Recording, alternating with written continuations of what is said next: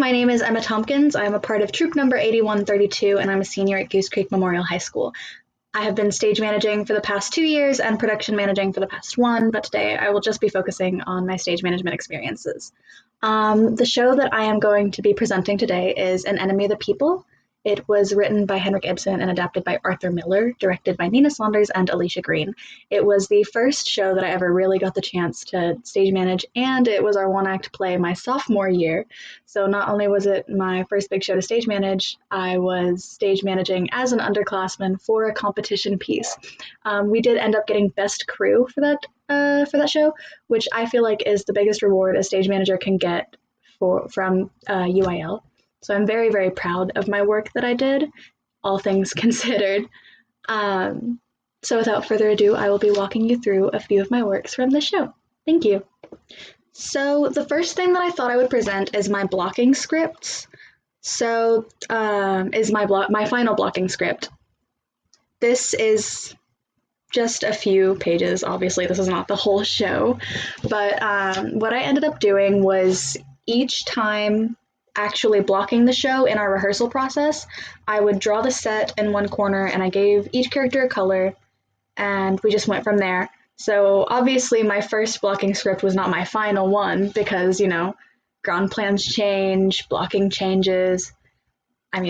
Character motivations change, you know what I mean?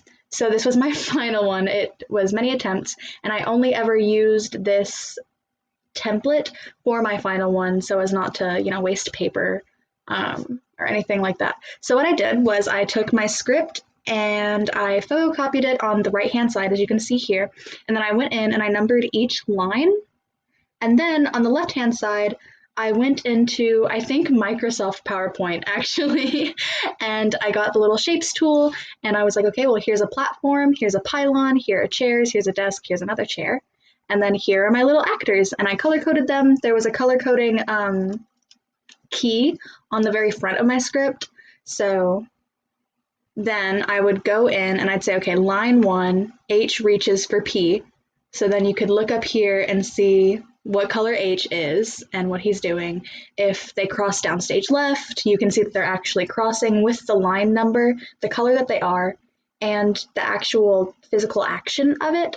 So it was very, very easy. It was very smooth, especially if I had to hand off my script to my ASM for her to run rehearsals, and I would have to go, do a paper tech or a Q to Q or what have you. So it was very, very good for me. I loved it a lot. It was a lot of work. It was a long process, but it paid off in the end. And I'm just extremely proud of what I did with the blocking script. So I thought I'd show it off. Thank you. So what I have next are my calling scripts. These were my final calling scripts once again, and there are only a few pages. My calling scripts were color coordinated with my cue sheet. So you can look over here and I can be like, oh, this is a light cue because it's yellow, because in my cue sheet, it's yellow. There was some confusion with the last round of college auditions I did.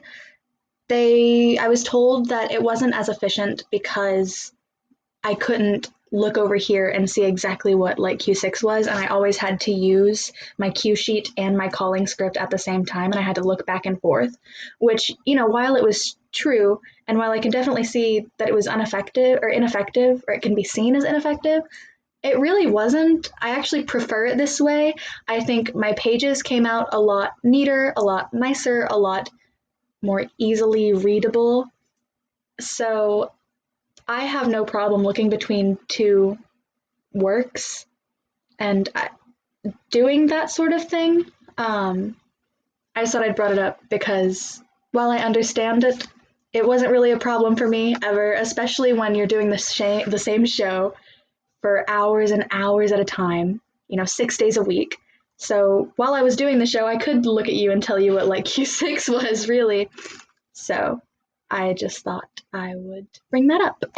So I am actually going to leave with you on my resume. While I would love to talk and chat forever about this show and what I learned and my experience with it, you can come to my website using this QR code or a link, and I have so much more to show.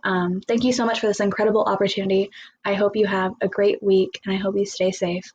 Thank you so much once again. So.